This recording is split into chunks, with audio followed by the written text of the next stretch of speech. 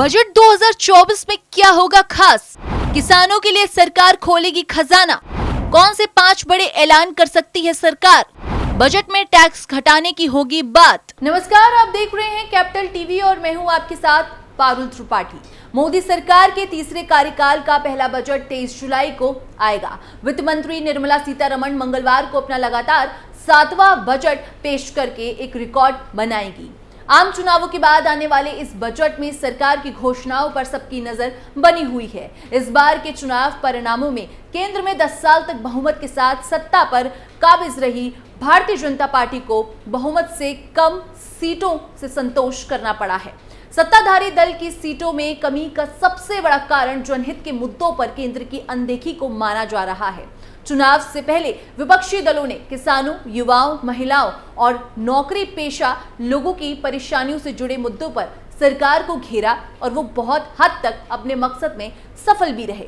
ऐसे में ये देखना काफी दिलचस्प होगा कि इन वर्गों के लोगों को सरकार इस बार के बजट में क्या तोहफा देती है। चलिए विस्तार से समझते हैं। क्या किसानों, महिलाओं और युवाओं के लिए खजाना खोलेगी सरकार? हाल ही में राष्ट्रपति द्रौपदी मुर्मू 27 जून को सांसदों की एक साझा बैठक में बोली, नए सेशन में सरकार बजट पेश करने जा रही है। बड़े आर्थिक और सामाजिक फैसलों के साथ इस बजट में कई ऐतिहासिक कदम भी देखने को मिलेंगे। ये ऐलान राष्ट्रपति का नहीं था, वो तो सरकार का लिखा अभिभाषण पढ़कर एक रीत निभा रही थी। बस तभी से चर्चा है कि वित्त मंत्री निर्मला सीतारमण 23 जुलाई को ऐसी क्या घोषणाएं करने जा रही हैं। इन सब का जवाब जानने के लिए पिछले 3 बजट का एनालिसिस कर 5 ऐसी बातें मिली हैं जिनका ऐलान निर्मला सीतारमण अपने 7वें बजट में कर सकती हैं। तो चलिए शुरू करते हैं। जानकारों का मानना है कि अपने तीसरे कार्यकाल के पहले पूर्ण बजट में सरकार महिलाओं, किसानों और युवाओं के लिए खजाना खोल सकती है। युवाओं के लिए रोजगार बढ़ाने के नए उपाय बजट में दिखाई दे सकते हैं, तो महिलाओं को लखपति बनाने की भाजपा की योजनाओं को आगे बढ़ाने के लिए सरकार भारी निवेश की घोषणा कर सकती है। बजट से पहले इन वर्गों के लोगों की सरकार से अपनी अपनी अपेक्षाएं हैं। अब जानते हैं कि क्या कुछ फैसले सरकार ले सकती है।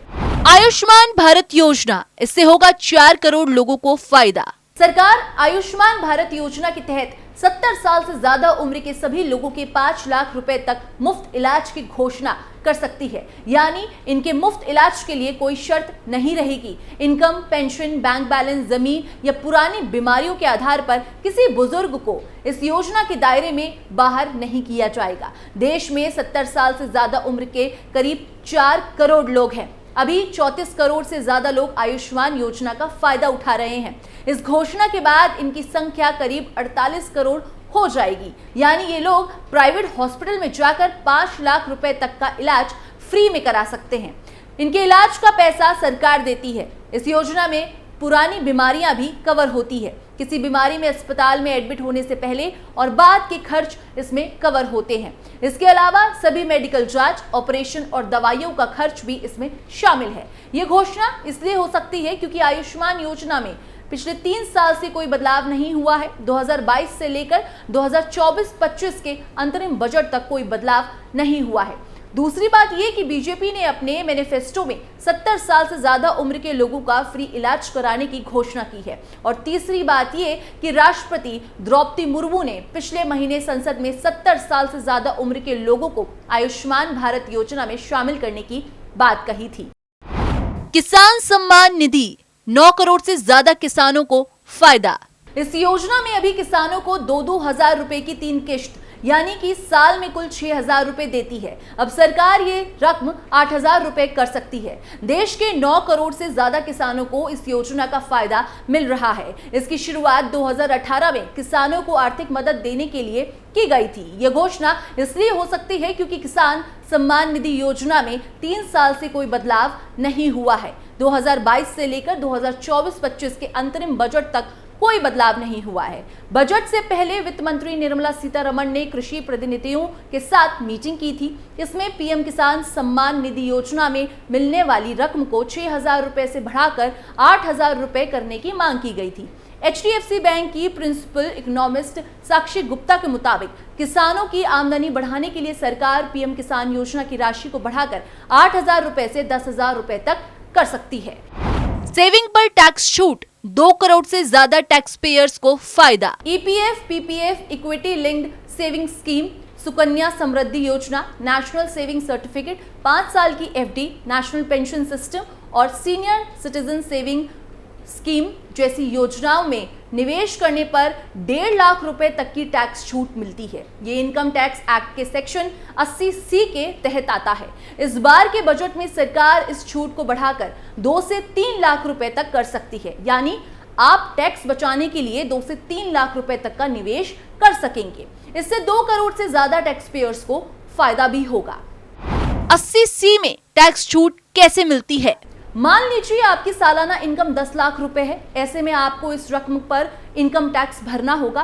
पुराने टैक्स रिजीम के हिसाब से 10 लाख रुपए पर 1,12,500 रुपए टैक्स बनेगा। वहीं अगर आप सेक्शन 80C के तहत 1.5 लाख रुपए तक का निवेश कर देते हैं तो आपको 10 लाख की बजाय 8.5 लाख रुपए पर 42,500 रुपए टैक्स देना होगा, यानी 30,000 रुपए का टैक्स बच जाएगा। इस टैक्स छूट का फायदा तभी मिलता है जब आप पुरानी टैक्स रिजीम के हिसाब से टैक्स भरते हैं। ये घोषणा इसलिए हो सकती है क्योंकि 80C में 3 साल से कोई बदलाव नहीं हुआ है।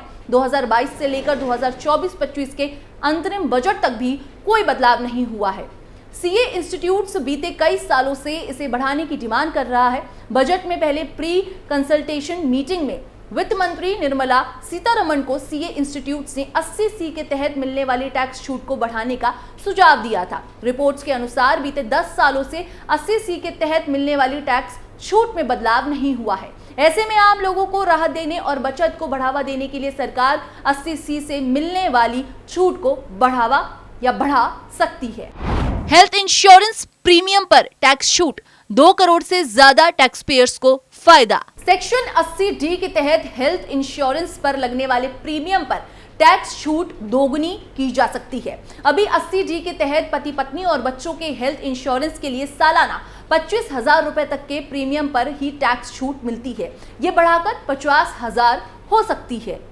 80D में टैक्स छूट कैसे मिलती है? मान लीजिए आपकी सालाना इनकम 10 लाख रुपए है। पुराने टैक्स रिजीम के हिसाब से 10 लाख रुपए पर 1,12,500 रुपए टैक्स बनेगा। वहीं अगर आप परिवार के लिए हेल्थ इंश्योरेंस लेते हैं तो इसके लिए चुकाए गए 1 लाख रुपए तक के प्रीमियम पर आप टैक्स छूट ले सकते हैं, यानी अब आपको 10 लाख की बजाय 9 लाख रुपए पर 92,500 रुपए टैक्स देना होगा, यानी आपका 20,000 रुपए का टैक्स बच जाएगा और आपके परिवार को हेल्थ इंश्योरेंस का सपोर्ट भी रहेगा। इस टैक्स छूट का फायदा तभी मिलता है जब आप पुराने टैक्स रिजीम के हिसाब से टैक्स भरते हैं। ये घोषणा इसलिए हो सकती है क्योंकि इसमें 3 साल से कोई बदलाव नहीं हुआ है और बजट से पहले प्री कंसल्टेशन मीटिंग में वित्त मंत्री निर्मला सीतारमण को सीए इंस्टीट्यूट्स की ओर से 80D के तहत मिलने वाली टैक्स छूट को बढ़ाने का सुझाव दिया था।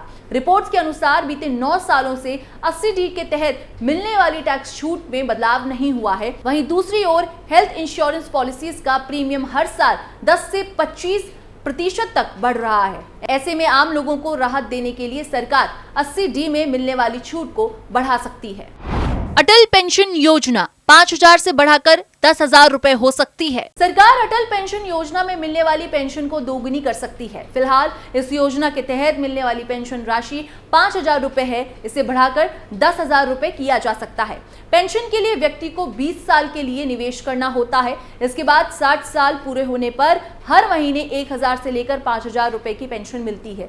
ये घोषणा इसलिए हो सकती है क्योंकि मीडिया रिपोर्ट्स के अनुसार प्री कंसल्टेशन मीटिंग में वित्त मंत्री निर्मला सीतारमण को अटल पेंशन योजना के तहत मिलने वाली पेंशन को दोगुना करने का सुझाव दिया गया है। इसके अलावा 2018 जब से ये योजना शुरू हुई है तब से पेंशन में कोई बढ़ोतरी नहीं की गई है। रिपोर्ट्स के अनुसार बीते 6 सालों से अटल पेंशन की रकम नहीं बढ़ी है, जबकि इस दौरान महंगाई लगातार बढ़ी है। इसी के चलते सरकार अब पेंशन बढ़ा सकती है। इन सभी योजनाओं का पूरा होने की अटकलें लगाई जा रही हैं। हमने आपको बीते 3 सालों के एनालिसिस के मुताबिक क्या कुछ हो सकता है इसका अंदेशा दिया है। बाकी 23 जुलाई को निर्मला सीतारमण बजट पेश करेगी और बजट की तस्वीर साफ हो जाएगी। इस खबर में बस इतना ही। बाकी देश और दुनिया की तमाम खबरों के लिए आप देखते रहिए कैपिटल।